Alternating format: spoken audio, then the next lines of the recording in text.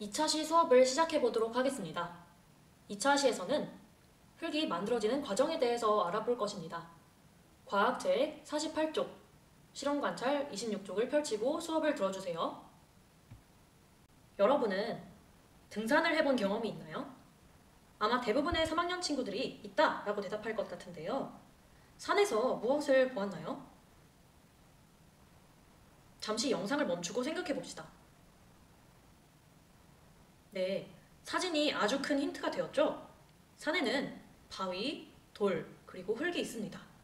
간혹 가다가 청설모나 다람쥐 등의 귀여운 동물 친구들을 만날 수도 있을 텐데요. 산에 있는 흙은 어떤 과정으로 만들어질까요? 바꿔 말하면 바위나 돌은 엄청 딱딱한데 도대체 어떤 과정을 통해서 흙이 되는 것일까요? 오늘 수업을 듣고 나면 여러분이 흙이 만들어지는 과정에 대해서 설명을 할 수 있을 것입니다. 준비된 친구들, 활동 1로 한번 넘어가 보도록 할게요. 첫 번째 활동은 흙이 만들어지는 과정을 알아보기 위한 실험인데요. 이미 동영상을 하나 보여주겠습니다. 그 동영상에서 실험을 하는 방법을 잘 보고 이 얼음 설탕이 나중에 어떻게 변하는지를 잘 관찰해보면 되겠습니다.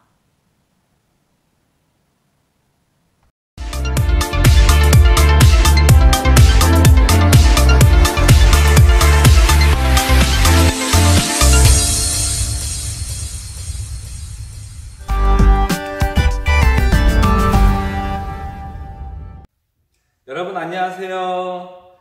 오늘 이 시간에는 흙이 어떻게 만들어지는지에 대해서 한번 알아봅시다. 우리 흙은 어딜 가나 볼 수가 있죠. 어떻게 만들어지는지 한번 실험을 통해서 알아볼까요? 자, 첫 번째, 그러면 흙이 어떻게 만들어지는지 과정을 알아볼까요? 자, 이게 얼음 설탕이에요. 여러분, 얼음 설탕이 무엇인지 모르죠? 자, 이 얼음 설탕은 설탕을 녹여서 굳힌 다음에 이렇게 큼직한 덩어리로 만든 설탕이에요. 자, 그러면 이 얼음 설탕을 한번 관찰해 볼까요? 자, 큼직큼직한 얼음 알갱이가 여러 개 보이네요. 개수는 그렇게 많아 보이지 않네요. 그리고 가루가 눈에 띄지 않네요. 자, 그렇다면 이제 이 투명한 플라스틱 컵에 얼음 설탕을 넣은 후에 한번 흔들어 볼까요? 미칠 것 같은 그런 바람들 흔들어주세요. 흔들어주세요.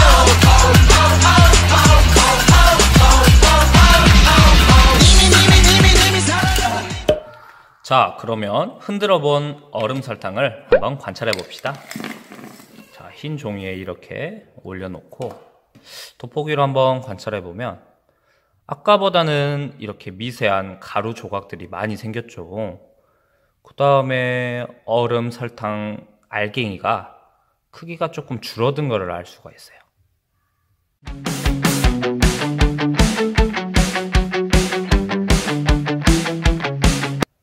자, 두 번째, 자연에서 흙이 만들어지는 과정에 대해서 한번 생각해 볼까요?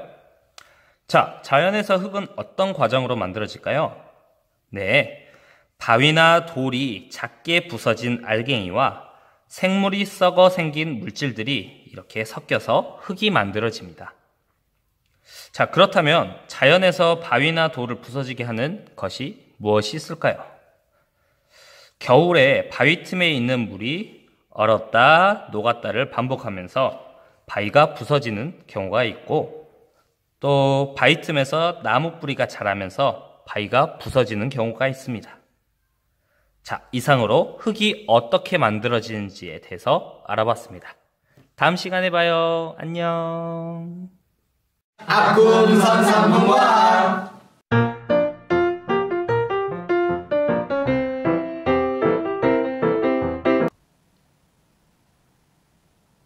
영상을 잘 보았나요?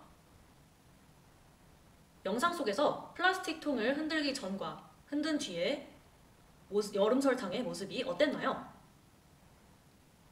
한번 그림과 글로 나타내 보도록 합시다. 꼭 색칠하지 않아도 됩니다. 연필로만 그려도 돼요. 영상을 멈추고 실험 관찰을 한번 작성해 봅시다. 정답을 확인해 보겠습니다. 플라스틱 통을 흔들기 전에 얼음 설탕의 모습, 그리고 이것은 플라스틱 통을 흔든 뒤에 얼음 설탕의 모습이에요. 어떤 것들이 달라졌나요? 네, 생각한 내용을 바탕으로 글도 마저 적어보도록 합시다. 정답을 확인해 볼게요. 크기가 작아졌다 또는 모양이 좀 둥글둥글하게 변했다 이런 식으로만 썼으면 모두 다 정답입니다. 두 번째 활동입니다. 자연에서 바위나 돌을 부서지게 하는 것에는 어떤 것들이 있을까요? 네, 물이 얼었다 녹으면서 바위가 부서지기도 하고 나무 뿌리가 자라면서 더 커지고 부피도 늘어나기 때문에 바위가 부서지기도 합니다. 선생님이 영상을 하나 준비했으니까 그 영상을 보면서 또 알아보도록 합시다.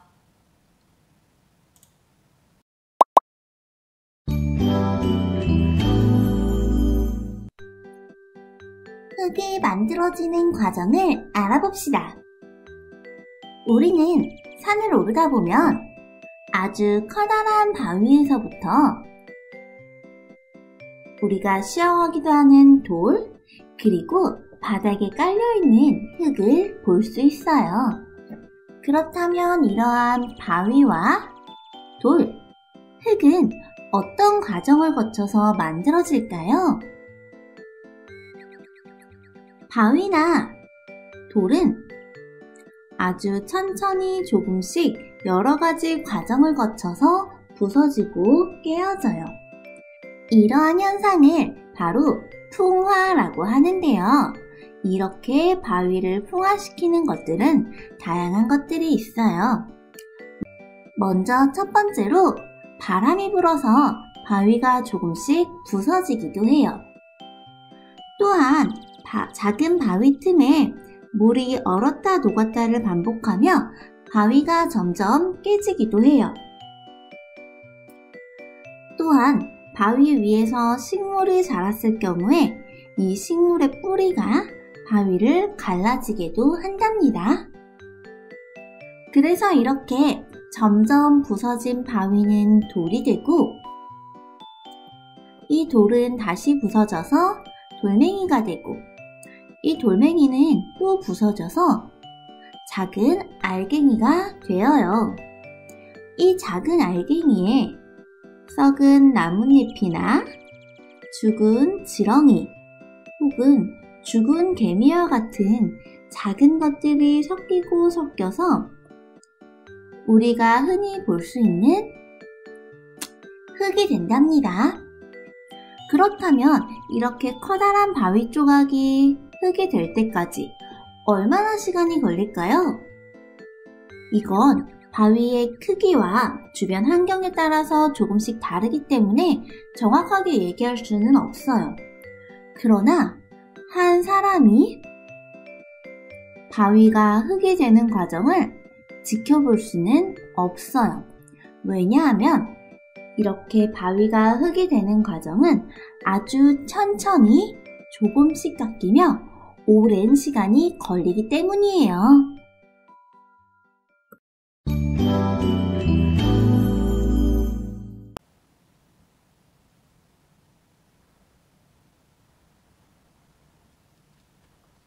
다시 실험관찰 26쪽으로 돌아와 볼까요? 탐구활동에서 플라스틱 통을 마구 흔드는 것과 자연에서 물이나 나무 뿌리가 하는 일은 어떤 공통점이 있을까요? 영상을 멈추고 적어본 뒤에 다시 영상을 재생해 주시기 바랍니다.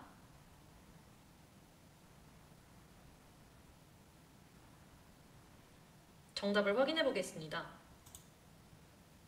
큰 덩어리를 작은 알갱이로 부순다 또는 알갱이의 크기가 작아지게 부순다 이런 식으로 썼으면 됩니다.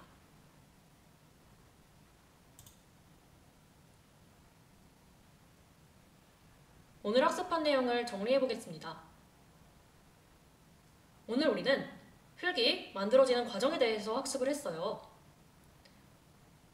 엄청나게 오랜 시간에 걸쳐서 물이나 나무 뿌리 등에 의해서 바위가 부서지게 됩니다. 그리고 그렇게 작게 부서진 알갱이와 생물이 썩어서 생긴 물질들이 섞여서 흙이 만들어지는 것입니다.